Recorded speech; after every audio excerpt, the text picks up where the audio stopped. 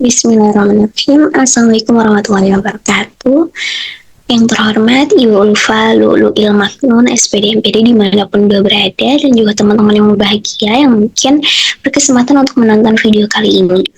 Pertama, puji syukur atas kehadirat Allah Subhanahu wa Ta'ala, karena berkat rahmat taufik dan hidayahnya kita masih diberikan nikmat kesehatan untuk dapat beraktivitas dengan lancar pada hari ini.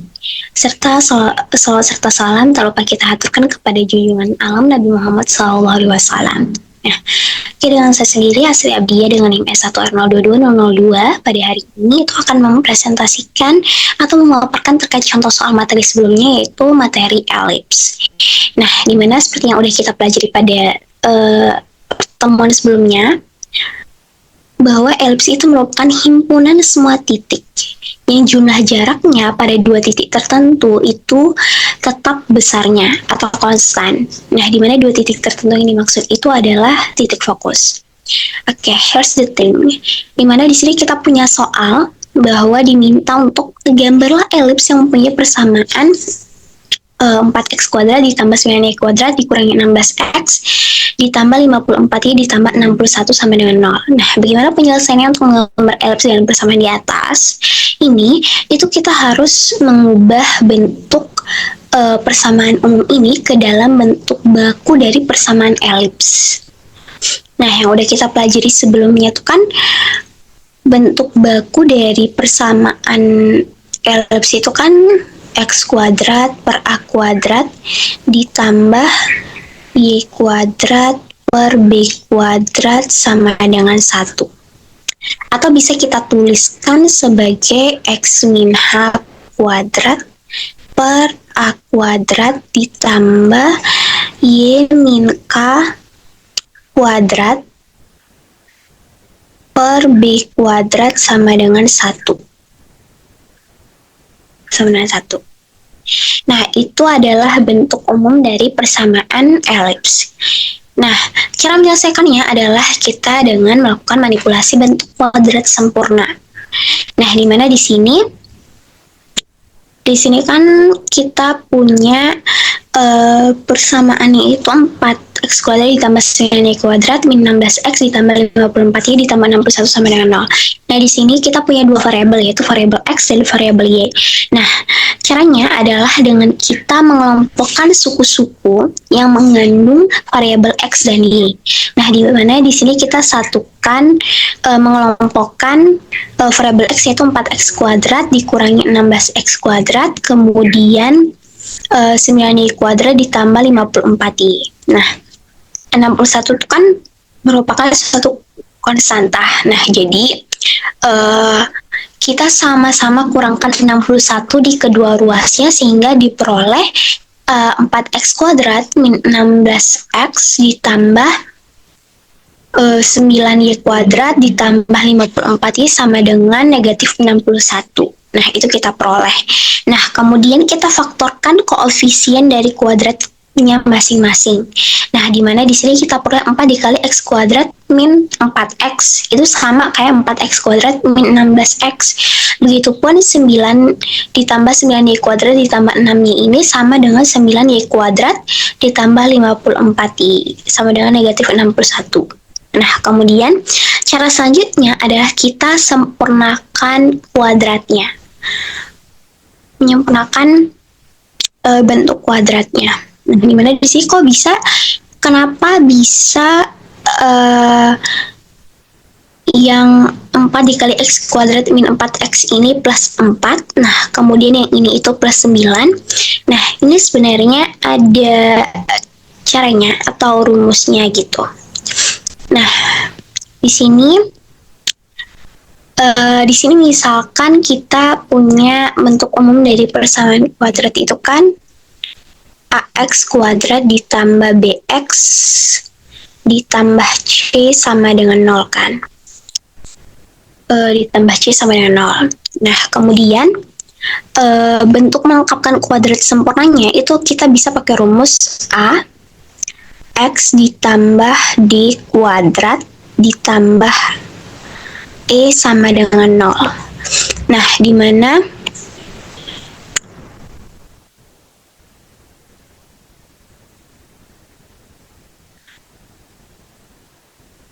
di mana D itu sama dengan B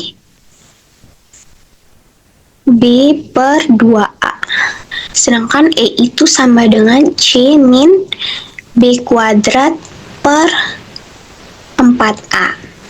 Nah, misalkan kita mau cari tahu yang ini dulu. Kenapa sih dia bisa plus 4 gitu? Nah, jadi caranya di sini kan ada D sama, misalkan kita perhatiin dulu yang ada dalam kurungnya. Maksudnya faktor koefisien yang sebelumnya. Yang ini, yang X kuadrat min 4X sama yang Y kuadrat plus 6Y gitu.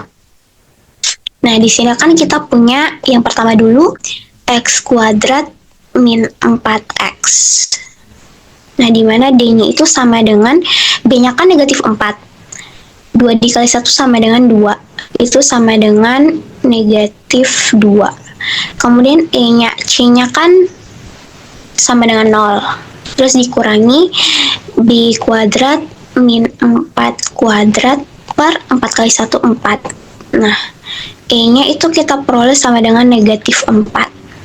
Nah, berarti dari sini itu kita bisa peroleh A-nya kan tadi sama dengan 1 gitu kan ya. Berarti di sini kita bisa tulis X, D-nya itu negatif 2 kuadrat. Terus ini E-nya itu negatif 4. Nah, udah kan kita dapat. Nah, berarti setelah kita peroleh, itu berarti X kuadrat min 4X sama dengan X min 2 kuadrat min 4. Min 4. Nah, kita kan mau buat dia jadi bentuk kuadrat sempurna gitu kan. Nah, berarti kan di sini ada min 4. Nah, gimana cara kita buatnya jadi kuadrat sempurna? Itu dengan menambahkan 4. Nah, sehingga nanti jadinya itu X kuadrat min 4X ditambah 4 sama dengan X min 2 kuadrat. Jadinya kayak gini. Nah, min 4 ditambah 4 sama dengan 0 kan. Nah, jadi kita bisa peroleh dari mana kita bisa dapat plus 4. Itu karena berasal dari sini. Makanya di sini dia ada plus 4. Nah, dengan cara yang sama juga kayak yang tadi, itu bisa kita peroleh bahwa kenapa di sini itu ditambah dengan 9. Nah, karena ruas yang sebelah kiri udah ditambah 4 sama ditambah 9, berarti ruas sebelah kanan juga harus diperlakukan dengan yang sama, yaitu sama dengan negatif 61 ditambah 4 dikali 4, karena kan ini 4 dikali 4 itu 16. Nah, kemudian yang ini 9 dikali 9 sama dengan 81. Sehingga negatif 61 ditambah 16 ditambah 81 sama dengan 36. Nah, kan yang kita peroleh tadi itu kan X kuadrat min 4X plus 4.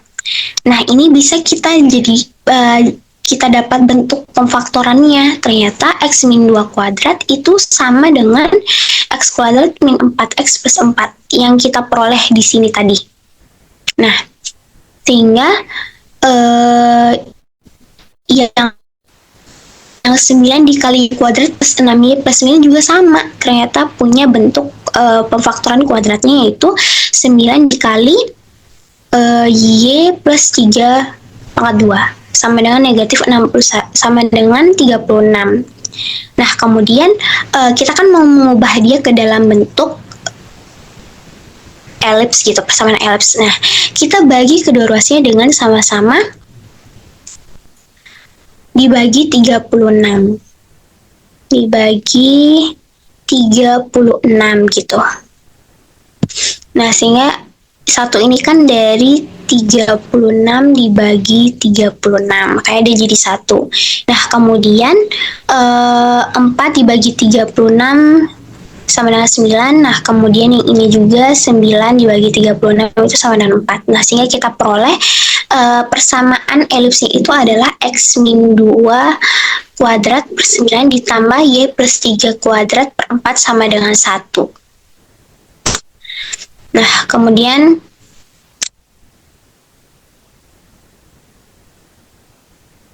Kita lanjut ke titik pusat elips. Nah, berdasarkan dari gambar, berdasarkan dari bentuk persamaan ini, itu kita bisa peroleh bahwa titik pusat dari elips itu adalah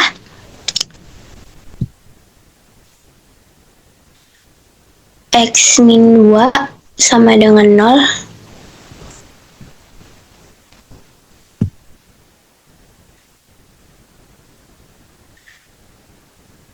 X min 2 sama dengan 0.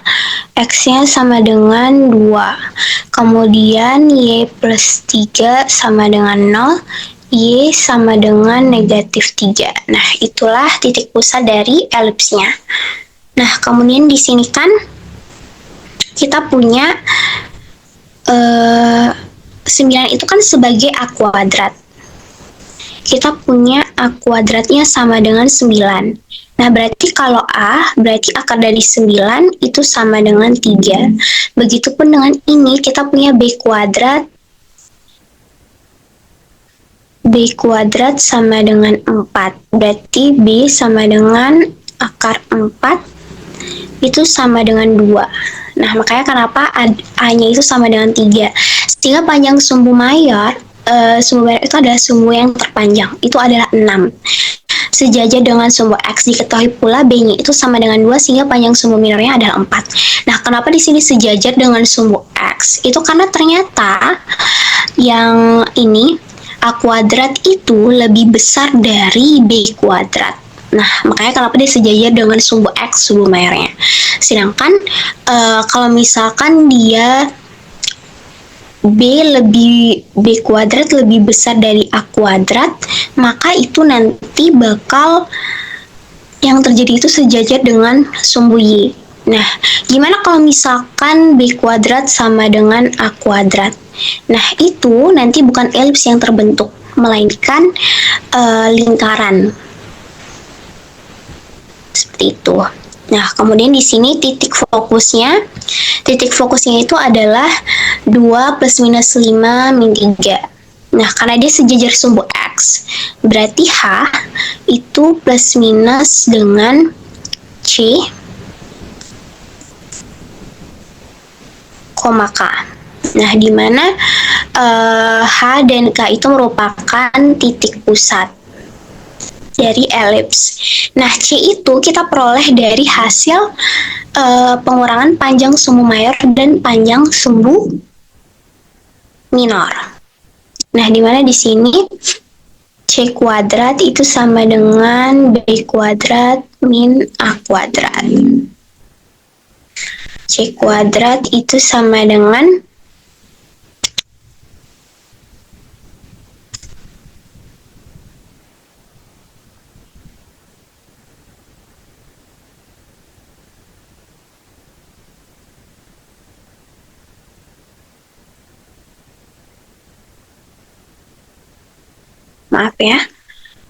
C kuadrat itu sama dengan A kuadrat min B kuadrat.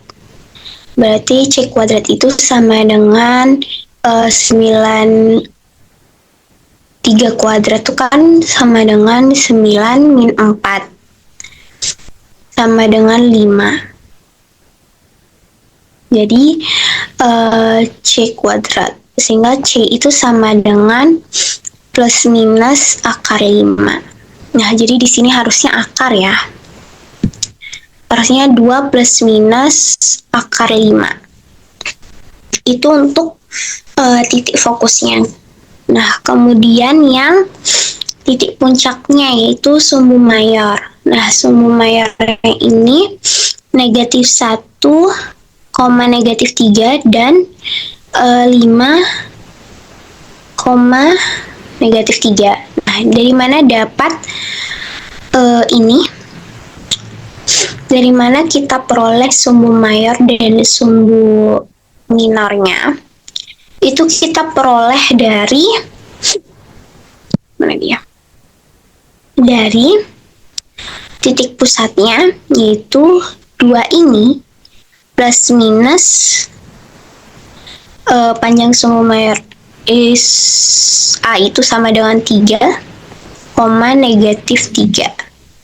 Dan yang titik potong sumbu minor atau titik puncak ini kita peroleh dari 2,-3 plus minus B-nya tadi sama dengan 2. Plus minus 2. Makanya kenapa bisa diperoleh seperti ini titik puncak sumbu minornya. Nah, kemudian setelah diperoleh ini semua, itu kita menggambar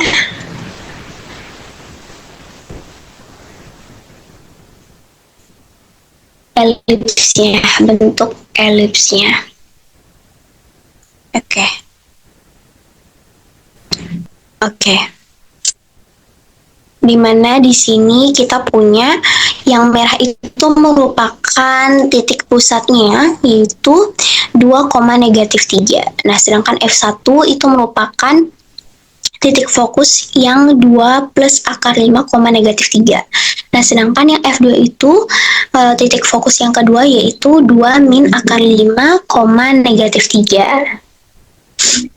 Nah, ini itu merupakan titik puncak sumbu mayornya, yaitu A dan B ini merupakan titik puncak sumbu mayornya, yaitu -1,-3 sama 5,-3. Nah, sedangkan titik puncak sumbu minornya, yaitu yang C dan D, yang dimana 2,-1 dan 2,-5. Nah, sehingga inilah bentuk gambarnya. Bisa teman-teman coba juga di GeoGebra sendiri. Nah, semoga bermanfaat apa yang udah dipaparkan pada contoh soal ini. Semoga bermanfaat untuk teman-teman semuanya.